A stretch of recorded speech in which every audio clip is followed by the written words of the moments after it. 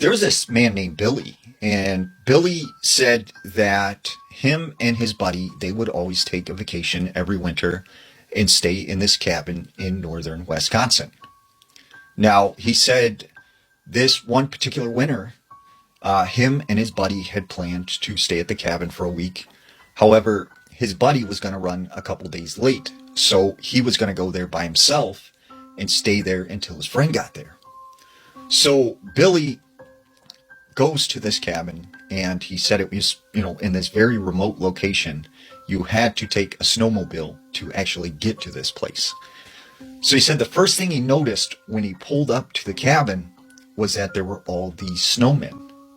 And he said he thought that was strange, like who made all of these snowmen in front of this cabin? And he said something about him just seemed really off and gave him like an eerie vibe. But he didn't think anything about it. He goes in the cabin and he gets himself situated. So later that night, he goes to bed and everything. And he said, he just remembered waking up and he had like kind of this weird feeling. And he said he got up and he could hear the wind sort of blowing against the cabin. And when he looked over out his window, he said he thought he seen one of those snowmen. And when he looked again, it was gone. So he got up and it was like, no, that can't be. Like, what did I see? He goes over to the window and he looks out and there's nothing out there. So the next morning, right, Billy gets up and he goes outside and he notices that the snowmen are not in the same place they were before. They had moved. And he's like, I don't know, maybe I was just like overthinking it, or I don't know what's going on, but like this is weird. So the next night, right, Billy goes to bed and he said, he woke up and heard the sound of like a branch tapping on his window. He looks over at the window and he said for a brief second, once again, he thought he seen one of those snowmen. So he, gets up right away, looks out the window. There's nothing there. But he notices at the foot of this bed, there's a trail of water leading to the front door. As if something, had melted all the way up to the front door. And so he's like, no, that can't be. Like, the snowman couldn't have come in the house. Like, I'm losing it. So the next day, he decides, I'm going to go into town, take my snowmobile to the nearest bar and just like hang out with some people, kind of get away from the cabin. So he goes to the bar for the day and he gets back on a snowmobile and he starts going down this trail to the cabin. Well, as he turns this corner, boom, he crashes into something. And he thinks at this time, oh man, did I just like hit a person or something?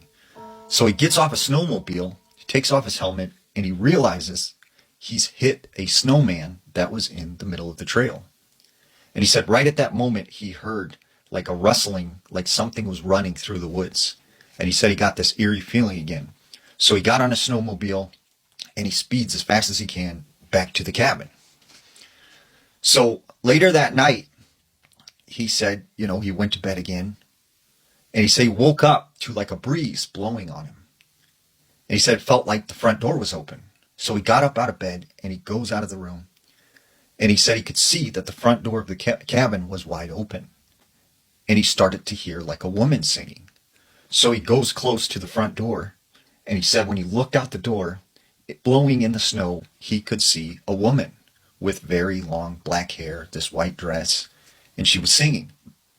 And he said finally the wind blew her long hair away from her face. And he could see that her face was a skeleton. So Billy just takes off running as fast as he can, runs in the bedroom and locks the door.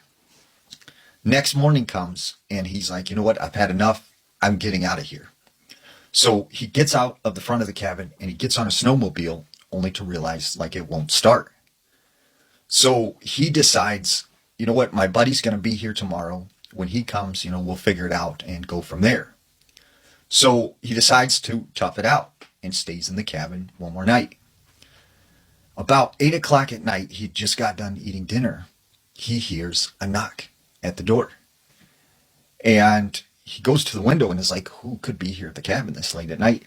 He looks out the window and he sees it's his friend. So he runs, he opens the door, and his friend just comes barging in and is like, It's crazy, man. It's crazy. Like, I just seen snowman and they were moving and they chased me on my snowmobile. Like, there's something going on. There's something going on.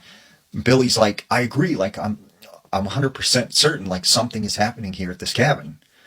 So they talk for like a couple hours. And then Billy decides he's going to go off to bed. Billy goes into his bedroom and he lays down.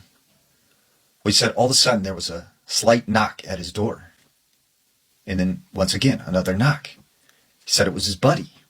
And his buddy's like, hey, Billy, open the door for me. Let me come in there. And he's like, what do you want, man? It's like the middle of the night. Why do you want to come in my room? And he's like, listen, just open the door. I'll tell you in a second. I can't come in unless you open the door. And Billy, like, for a second thought about it and was like, that's really weird that he wants to come in my room in the middle of the night. So he's like, just go away. I'll talk to you in the morning. And he kept, like, banging at the door saying, like, let me in, let me in. So for several hours, this went on, and Billy just stayed in his room. Well, finally the morning comes, and he hears the sound of a snowmobile pulling up. So he grabs, like, something he can use as, like, a weapon, and he gets up, and he runs out the front door to see who is on this snowmobile. There's his friend. So he goes towards his friend. He's like, look, you're going to take me back to town right now. Like, I don't know what's going on, what you're trying to pull last night. Like, I'm done with this trip. You need to give me a ride into town. And his buddy's like, what are you talking about, man? Like, what do you mean last night? I just got here.